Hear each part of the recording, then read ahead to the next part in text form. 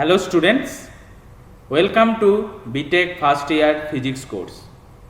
Now today I shall discuss the concept of central force. What is central force and its properties? Okay, so let's proceed.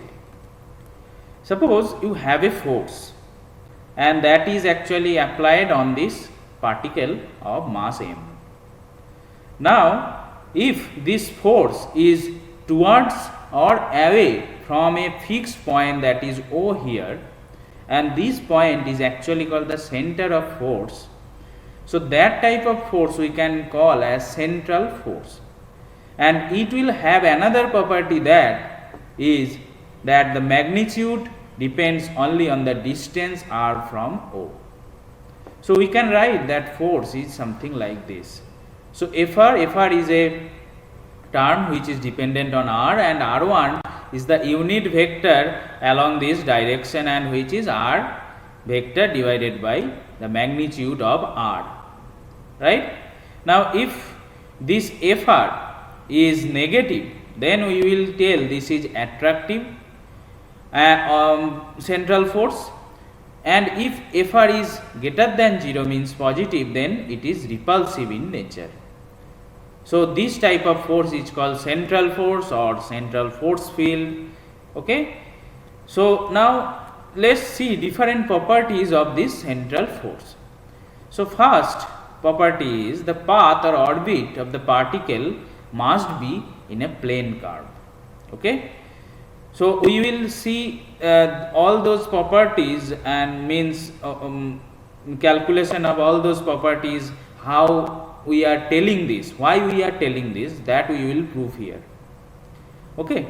So first point is the path in which the particle is actually moving, that will be plane curve. Okay. Now angular momentum of the particle will be conserved. Okay. Then the particle moves in such a way that the position vector, that is the radius vector, radial vector drawn from that center of force to the particle, that sweeps out equal areas in equal time. So in equal time interval it will always sweeps out equal area, that radius. Okay. Now in other words, the time rate of change in area is constant.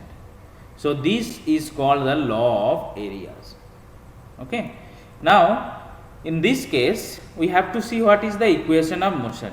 So as it is rotating, so in rotational field, so basically we can write the equation of motion is like this. So this part is the radial part, that here you can see this is the unit vector along the radial direction, and this theta 1 is the unit vector along this angular direction. Now here this term, so r double dot, r double dot means the acceleration of the particle along this r direction, and when it is rotating, you know that it will have centrifugal force, means, right. So centrifugal acceleration will be there, so we have to consider that, right. So that's why we are writing r theta dot square. So you know that m r omega square, m r theta dot square, that is the centrifugal or centripetal force, that is actually the acceleration along this direction, right. Now here this is the term which is the acceleration, angular acceleration, if we tell along this theta 1 direction.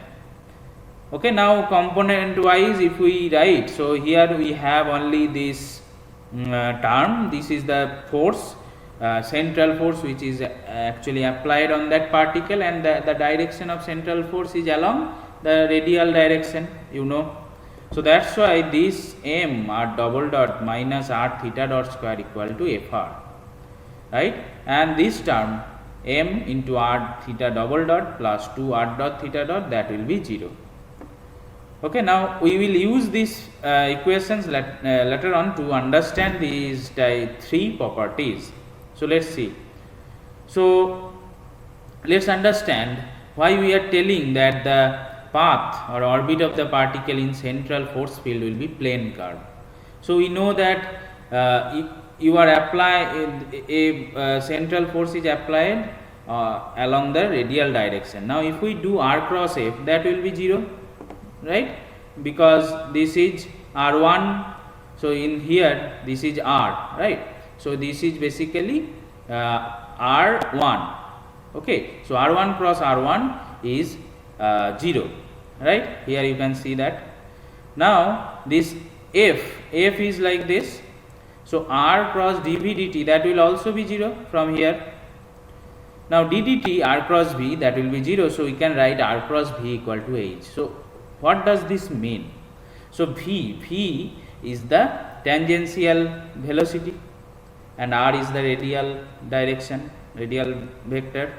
So if we do r cross v, it will give us another vector which is perpendicular of this r and v plane, where your r vector and v vector is there. So h, we are getting a vector which is perpendicular to that plane where your r and v vector is there. Now here that is actually is telling here, if we do r dot h, it will give us 0. Okay, so here this h you can see is a constant vector. So that means the magnitude, also the direction of this vector is not changing. So if we do r cross b, that direction and magnitude is always same. So we can tell that we are getting a plane which is a constant in magnitude. The direction of the plane is constant. Okay, so this r is perpendicular to that constant vector. So that means that r is not also changing, right. So the motion takes place in a plane. Okay, so this is the proof. So here we are considering the plane is xy plane. Now let's understand what is angular momentum here, and here you can see it will be conserved. So similarly, from there already we have discussed r cross f is 0. So r cross v will be h. So here the angular momentum will be m h. H is a constant vector, already we have seen, and m r cross v, that will be angular momentum.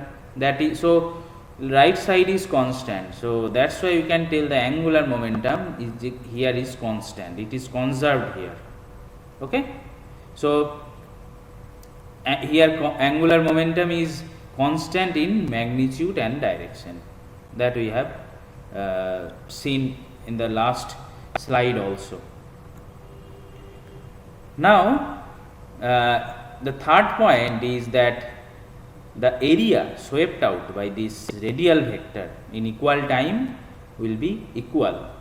Okay, so if we consider a time interval for a particular time, suppose t1 to t2, then t3 to t4. So within that t1 to t2 time, whatever area it will be swept out, that will be same when it is the time is from t3 to t4. Okay, so let's see. So here we are considering that the particle is actually moving from p to q in del t time. And here you can see the radial vector is actually changing from r to del r, r plus del r. Okay, so this is r plus del r. So now, so it is basically a general form we are considering, but because when it is rotating in a circular path, the radial vector will not change, right. So that's why here we are considering that this is r plus del r, means if your r is like this, now the particle is moving from here to there, suppose here to there. So this is r plus del r, and that this is del r basically. But when it is rotating in a circular path, your r will not change. So in general, we will consider that the position vector actually moving from r to r plus del r. Okay, so now let's see what will be the area swept out by this position vector? So that will be half of the parallelogram made by this r plus del r. Del r is here, r and del r. R is this and del r is this. So if we construct a parallelogram of side r and del r, so so area will be half of that area of the parallelogram. So here the area of the parallelogram will be height cross r, height into r, right? So here what is the height? Height here is del r sin theta, del r sin theta, then r vector, r magnitude of r. So we can tell r cross del r. So basically you know that when you have two vector and if you do the cross product, it will give you the area of that, means here this is the parallelogram. So if you consider a and b are two vector and it is constructing a parallelogram, so now if you do the a cross b, it will give you the area of that parallelogram. So here magnitude will be r cross del r. Okay, this is very simple idea. Area of parallelogram is r cross del r. Now the area of this portion will be half of that total parallelogram, so that's why this half is coming. Now if you take the time derivative, means if you divide by del t, and if del t tends to 0 means very small time interval, so in that case it will be half r cross v. Now already we have seen that r cross v is basically r square theta dot k cap, and we have seen the direction will be along this z direction perpendicular to that plane where your particle is moving. So that vector is a constant vector, right? So that is basically our angular momentum also. So r cross v is r square theta dot k cap. So that is a constant vector. R square theta dot is a constant vector.